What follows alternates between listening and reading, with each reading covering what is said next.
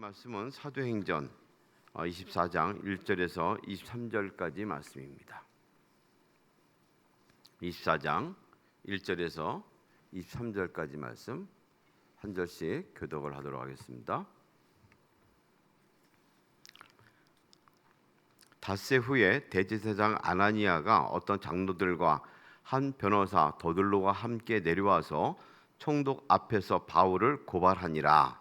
바울을 부르매 더들로가 고발하여 이르되 벨릭스가 가여 우리가 당신을 힘입어 태평을 누리고 또 이 민족이 당신의 선견으로 말미암아 여러 가지로 개선된 것을 우리가 어느 모양으로나 어느 곳에서나 크게 감사하나이다.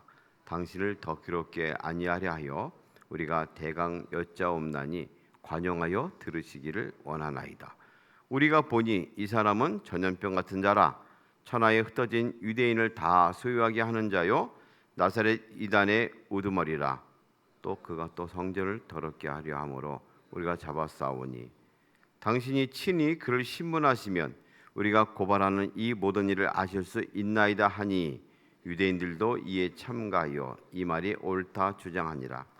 총독이 바울에게 머리로 표시하여 말하라 하니 그가 대답하되 당신이 여러 해 전부터 이 민족의 재판장 된 것을 내가 알고 내 사건에 대하여 기꺼이 변명하나이다.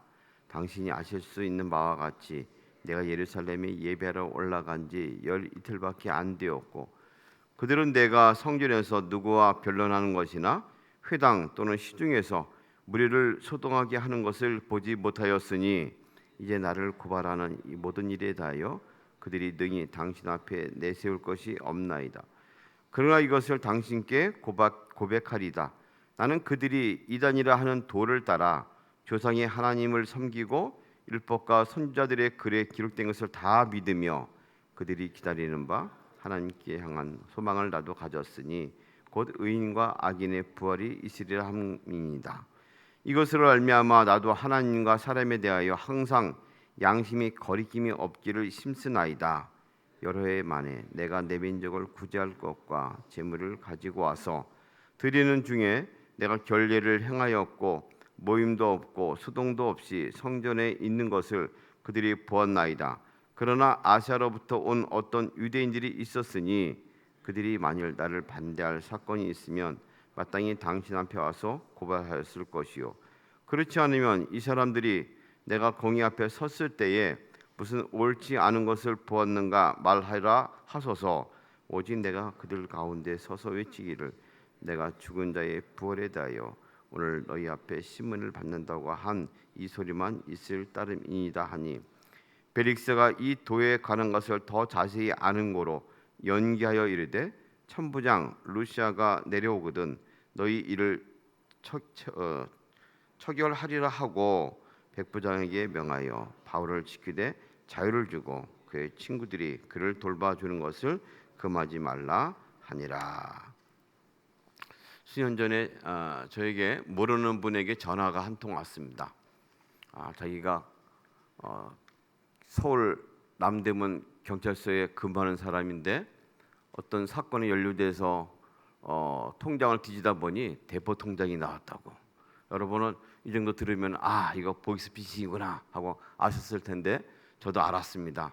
미리 눈치를 채고 어느 부서시냐고 이름이 누구냐고 직위가 뭐냐고 내가 다시 전화할 것이라고 해서 끊었습니다.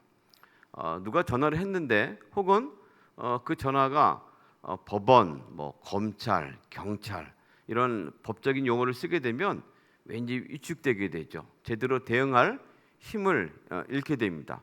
우리는 그런 법적인 것에 우리가 처하고 또 사법적인 판단을 받게 되면 매우 힘들고 어렵고 또 오래 걸리는 그런 싸움에 휘말리는 것을 두려워해서 아예 생각하기 힘들어하는 것을 종종 보게 되죠.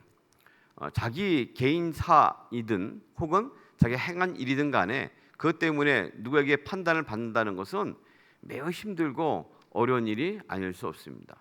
바울은 지금 뜻하지 않게 유대인들의 소동에 휘말려서 그를 고발한 건에 의해서 지금 그 당시에 총독인 벨릭스 앞에 서게 되는 그 일을 맞이하고 있습니다. 오늘 말씀은 그 앞에서 자기가 어떤 일로 어떻게 오게 됐는지를 변호하는 내용입니다. 그 가운데 우리에게 하나님이 그를 통해 주시는 어떤 말씀이 있는지 보기를 원합니다. 오늘 말씀 보면 물론 자기를 위해 변증하고 또 변론하고 변증하기는 하지만 바울의 태도를 보면 굉장히 당당하게 말을 하는 것을 보게 되죠. 언제 그리스도인이 사람 앞에서 당당할까요? 자기가 죄를 짓고 법적인 판단을 받게 되면 그것 때문에 위축되고 힘들어서 만천하에 제가 드러나는 것을 부끄러워하고 또 힘들어할 수가 있습니다. 그러나 당당하다면, 그가 자신이 있다면, 어떤 죄가 없다면 사람 앞에서 당당할 수 있게 되죠. 바울은 이 재판에 처하면서 좀 더 당당하게 할 수 있었던 또 다른 요인이 그의 마음 가운데 있는 것을 알았을 것입니다. 그가 편지하고 쓴 많은 것들을 보게 되면 평상시 바울이 법적인 것에 대해서 심판을 받는 것에 대해서 어떤 마음을 품고 있었는가 하는 것을 보여주고 있죠. 사람이 한 번 죽는 것은 정해진 일이고 그 이후엔 심판이 있다 하는 것을 그는 이미 로마서에 기록을 했습니다. 사람들은 누구나 심판을 받을 텐데 그 심판은 세상에서 행한, 특별히 믿음에 관해서 그가 어떤 반응을 보였는가에 따라서 주어진 심판이라는 것을 말씀하고 있죠. 이 심판에 대해서 대가가 있다. 영벌과 영생의 벌이 있다는 것을 말씀합니다. 그는 또 인생 말미가 될 것으로 추측되는 그 디모데에게 보내는 두 번째 편지 가운데서 자기의 인생을 회고합니다. 돌이키면서 자기를 위해서도 마지막에 어떤 일이 벌어질 것인가에 대해서 확신을 가지고 이를 말을 합니다. 나는 선한 싸움을 싸우고 나의 달려갈 길을 마치고 믿음을 지켰다. 자기가 해야 할 바를 사명을 다 했다는 것이죠. 이제 후로는 나를 위하여 의의 면류관이 예비되었으므로 그는 후에 의로운 면류관이 있을 것이라고 말합니다. 이 각각 상급에 따른 어떤 면류관은 이렇게 치렁치렁하게 돼 있어서 내려 흐르는 그런 관, 이런 모자 같은 걸 말하죠. 거기 걸맞는 모자를 받을 것이다. 곧 의로우신 재판장이 그날에 내게 주실 것이며, 의로우신 재판장이 서 있어가지고 내게 합당한 판단을 할 것이라고 말하는 것이죠. 바울은 세상에서 재판을 받는 것이 아니라 더 큰 심판이 있는 것을 마음속에 늘 염두가 있었습니다. 그리고 그 심판이 진정한 심판인 것을 아는 것이죠. 영적인 눈을 열어서 내가 훗날 하나님 앞에 서게 될 것이다 라고 생각을 한다면 이 세상의 재판관들이 그리 두렵지는 않다는 것이죠. 주님 주신 믿음을 따라서 확신과 소신을 가지고 신념을 가지고 이 믿음 생활을 하게 되면 나를 판단하고 또 구별하고 영생과 영벌에 처하게 할 이는 하나님밖에 없다는 것을 확신하는 겁니다. 무엇보다도 제사장 되신 예수께서 중보자가 되셔가지고 나를 변호하고 보호하신다면 내가 결코 두려워할 것이 없다라는 확신을 갖게 되기 때문에 세상에서 당하는 어떤 실제적인 심판이 있어서도 당당하게 그는 이를 감당할 수 있었던 겁니다.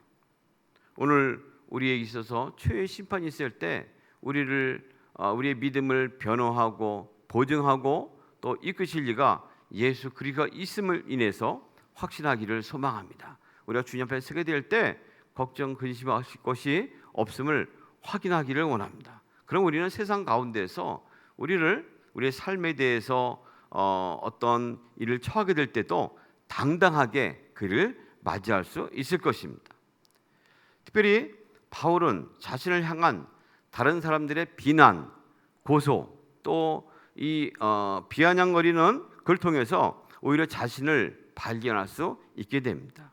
사람들은 바울을 향해서 고소하면서 그를 이렇게 표현합니다. 이 사람은 전염병 같은 자라. 옛날 성경 보면 이 사람은 연병이라 뭐 이런 식으로 표현합니다. 이걸 좀 더 쉬운 성경을 보면 이 사람은 문제를 일으킨 사람입니다. 영어로 말하면 트러블 메이커입니다. 어디 가나 이 문제를 일으키는 자입니다.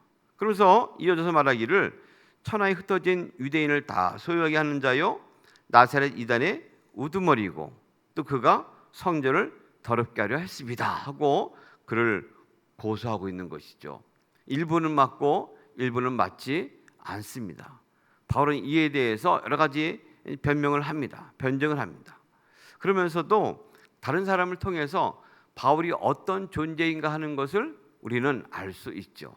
연병 같은 사람이라는 것은 그 문제를 일으키는 것인데 어디를 가나 문제가 있다는 것이죠. 소유케 하는 문제가 있다는 것이죠. 그 잘 보면 그 소유케 되는 것이 어떤 사람들이 일컬어 가지고 막 동요시켜 가지고 어떤 사회를 분란케 하는 그런 것이 아니었습니다.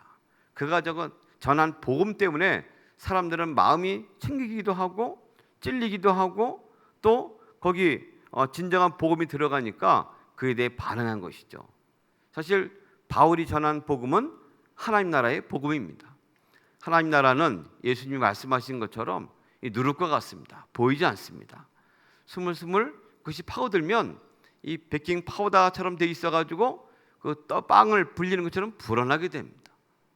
겨자씨 같아가지고 언제 심었는지 모르지만 작고 작은 그 씨앗이 크게 자라가지고 성장하게 됩니다. 사람들은 그를 연병 같은 혹은 전염병을 옮기는 그런 바이러스 같은 사람이라 말했을지 모르지만 사실은 제대로 본 거기도 합니다.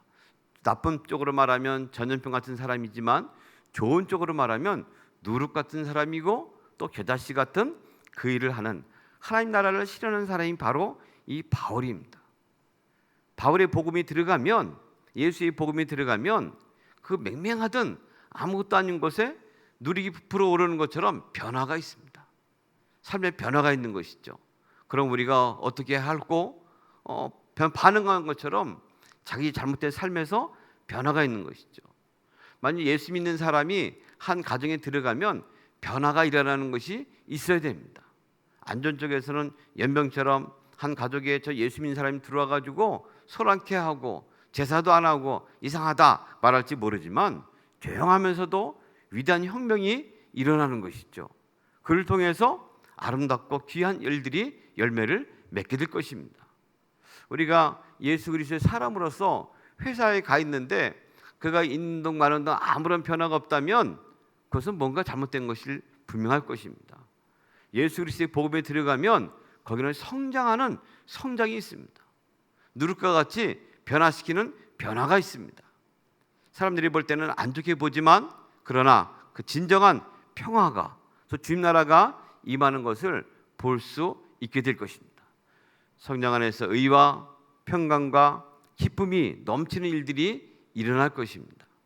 지금 그 사람들은 단지 한 가지로 인해서 그들의 종교가 위협받는 한 가지로 인해서 여러 가지 제목을 걸어 그를 씌우고 있지만 실상 그렇지 않습니다. 이 복음이 들어가는 곳에는 진정한 자유가 있고 진정한 평화가 있고 진정한 복음으로 인한 변화가 있는 것을 알 수 있게 하고 있습니다. 특별히 그가 변론하는 말을 통해서 바울은 평상시 어떻게 살았는가 하는 것을 보여주고 있습니다. 그 스스로 말합니다. 맞습니다. 저 사람들이 나라에 고발하고 있는데 사실 그러나 아무런 증거가 없습니다. 정치적으로 사회적으로 소동했다 하지만 실제로 그들이 건 것은 종교적인 문제에 불과합니다. 그들이 말하는 부활에 관한 것 때문에 한다면 맞습니다 하면서 그는 말하기를 자기가 이것에 대해서 이 부활에 대한 확신을 가지고 자기도 최선을 다해서 누구에게도 거리낌이 없는 그런 일을 했다고 말합니다. 더군다나 예루살렘 사람들을 향해서 어떤 구제 물건 헌금을 가지고 와서 일을 감당하고 있다고 말하는 것이죠. 다시 말하면 부활에 걸맞는 삶을 그는 살아왔다고, 사람 앞에서 누구 앞에서도 흠결이 없이 살아왔다고 말합니다. 단순히 자신이 죄가 없다고 변론하는 것을 넘어서서 간증하는 것이죠. 내가 그리스도의 도에 대해서 결국은 부활로 이어지는 귀결되는 열매를 맺는 그리스도의 도에 대해서 내가 말한 것이 맞습니다. 그러나 소동케 하거나 누구를 일으킨 그 소요를 일으킨 일은 없습니다 하고 말합니다. 그는 실상 복음 결말인 부활에 대해서 그대로 살아온 사람인 것을 이렇게 변증하고 있습니다. 이것은 간증이 되기도 합니다. 이 부활에 힘입어 그 능력을 위하여 사는 사람들은 어딜 가나 당당할 뿐 아니라 살아감에 흠결없이 살아갈 수 있는 힘과 능력을 얻게 됩니다. 이런 면에서 바울은 우리에게 재판장에 자기가 원치 않게 서게 될 때도 당당하게 설 수 있는 용기와 믿음의 사람이었다는 것을 우리에게 보여줍니다. 우리를 하여금도 세상 가운데서 당당히 설 것을, 복음의 도를 듣고 살면 당당할 수 있다는 것을 보여주고 있습니다. 말미에 이 벨릭스라는 사람, 그 총독의 이야기를 하고 있는데, 그도 복음의 도, 그리스도의 도에 대해서, 그 길에 대해서 잘 알고 있었기 때문에 그는 판단하고 있었다 하는 것을 짐작케 합니다. 이 바울이란 사람이 잡혀온 것은 어떤 사회 소동죄가 아니고 종교적인 문제이구나 하고 그는 이것을 알았다는 것입니다.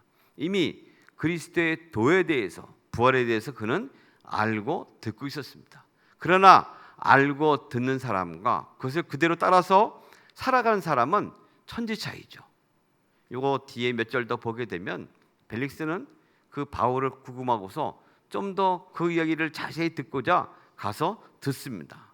들을 때에 하나님 나라에 대해서 참이 무엇이고 진리가 무엇이고 막 좀 어려운 책임적인 부분을 말하자 그는 그만 거절하고 맙니다. 복음은, 그리스도의 도는 듣는 것으로 그칠 때에 능력이 없습니다. 그러나 살아낼 때에 그 능력을 힘있게 됩니다. 바울은 그렇기 때문에 당당하게 재판을 받는 것이고 삶 가운데서 죽을 때까지 복음을 위하여 목숨을 내어놓고 살아간 능력 있는 사람인 것을 우리에게 보여줍니다. 오늘 바울의 모습처럼 어떤 형편에 처하든지 복음을 증거하여 살아갔던 모습이 우리의 모습이 또한 되기를 소망합니다. 우리가 살아가는 모든 일에 사방에서 우겨쌈을 당하더라도, 질병으로 또 고난으로 오랜 시간 동안 투쟁하더라도 결국 복음의 능력으로 얻은 것을 감당하고 이겨낼 소망이 있음을 확신하면서 오늘도 당당하게 살아가기를 소망합니다. 주님께서 우리에게 허락하신 부활의 능력과 은혜가 우리 가운데 있기 때문에 우리도 가능합니다. 이 은혜를 힘써 살아가는 복된 하루가 되시기를 주님의 이름으로 소망합니다. 걸어가신 주님 감사합니다. 바울이 또 이렇게 재판관에 설 때도 당당하게 말씀에 의지해 선 모습을 보며 우리도 주님의 하나님 나라의 복음을 든 하나님 나라의 일꾼답게 가는 곳에서 참된 변화, 복음의 능력을 힘입어 경험하고 드러내는 하나님의 사람들 되도록 인도해 주시옵소서. 특별히 복음의 능력을 힘입어 오랜 시간 동안 투병하고 고난 가운데 처했고 믿음의 싸움을 하는 이들에게 힘을 주셔서 의로우신 재판장이 우리의 재판장인 것을 확신하며 나갈 수 있는 능력을 얻게 하여 주시옵소서. 예수님의 이름으로 기도합니다.